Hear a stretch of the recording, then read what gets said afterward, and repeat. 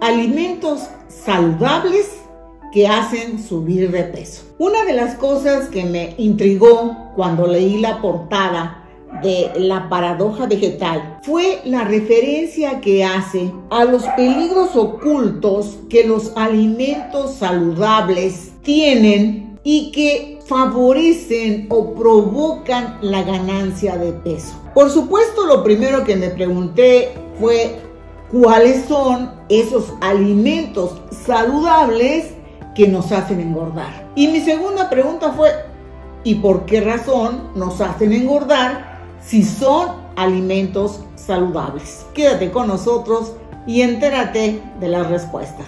Yo soy Sofía y esta es nuestra sección Piensa Sano de Naranja Verde. Hay diferentes patrones de acumulación de grasa en nuestro cuerpo. Vamos a enfocarnos en dos por ser los que más se destacan, los más conocidos.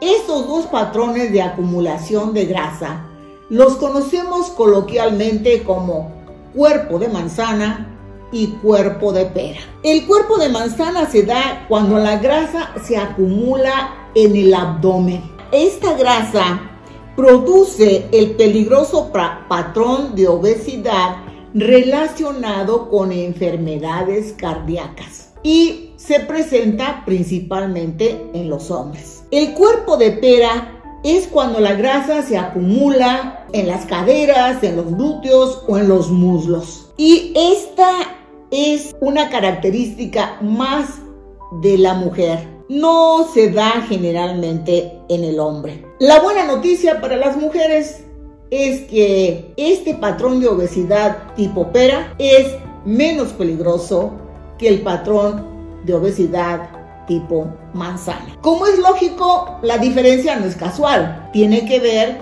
con las hormonas femeninas y con las hormonas masculinas.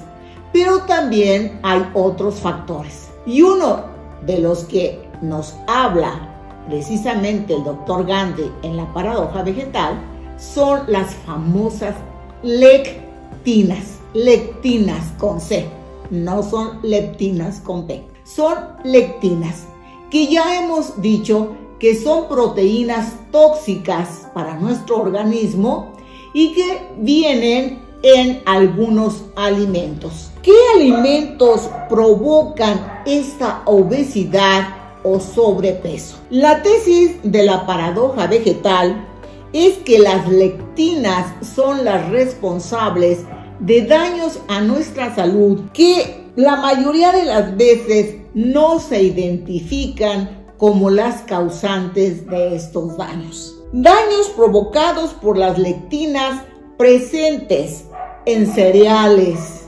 sobre todo cereales integrales. Y sí, escucharon bien, en cereales integrales. En legumbres, frijol, habas, lentejas, etc. En garbanzos, incluso en el hummus. La soya o soja, como se le llama en algunos países, y las habas. Y dos que el autor señala como los que tienen las peores lectinas: el maíz y la quinoa. Efectivamente, la quinoa. Pero recordemos que las lectinas de las legumbres se neutralizan con la cocción. Hay también lectinas que se neutralizan perfectamente con la fermentación. Por ejemplo, en el caso de los frijoles, basta con hervirlos o ponerlos a cocer a fuego alto o bien en una olla de presión. Y con eso resolvemos el problema de las lectinas.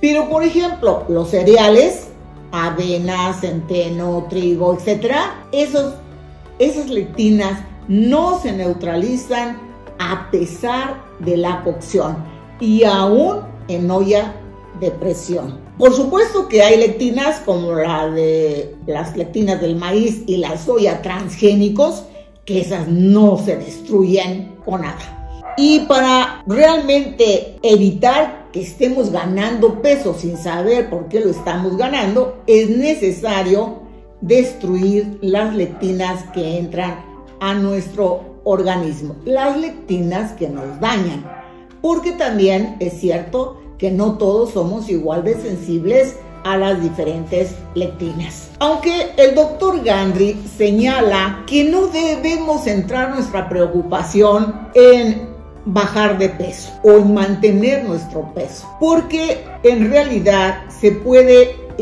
ser delgado y no estar sano.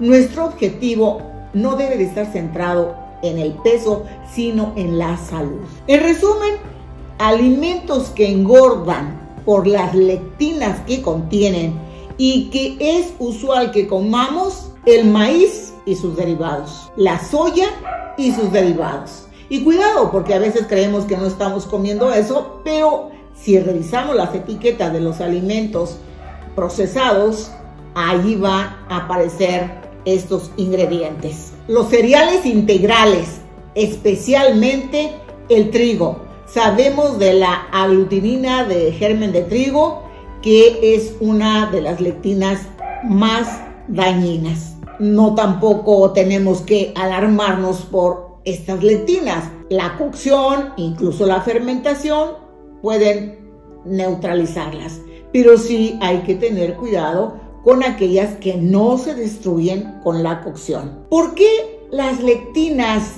nos engordan? Bueno, yo encontré 3 causas principalmente. La primera, sabemos que cuando las lectinas atraviesan la pared intestinal, provocan una reacción inmunitaria, porque esas proteínas el cuerpo las reconoce como proteínas extrañas y entonces las ataca. Para esto, los glóbulos blancos se producen en gran cantidad. Por supuesto, esta producción requiere de energía, requiere de inversión de alimentos, y por alimentar a los glóbulos blancos, pues se priva de alimento a otras células. Por eso la persona siente más hambre, come más veces. Sabemos que cuando la grasa se acumula en caderas, sobre todo en el abdomen, es debido a que esta guerra con las lectinas se da en esa zona, se da en el intestino, y entonces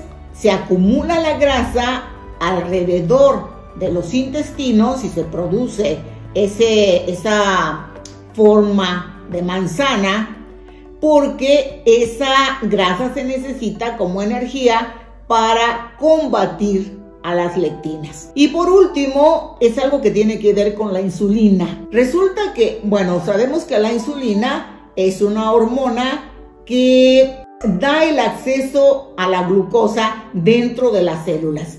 Pues bien, las células adiposas, esas células que forman las lonjitas, esas células que sabemos que son grasa, se alimentan porque la insulina da acceso a la glucosa con el mensaje de que esa glucosa se convierta en grasa y se almacene.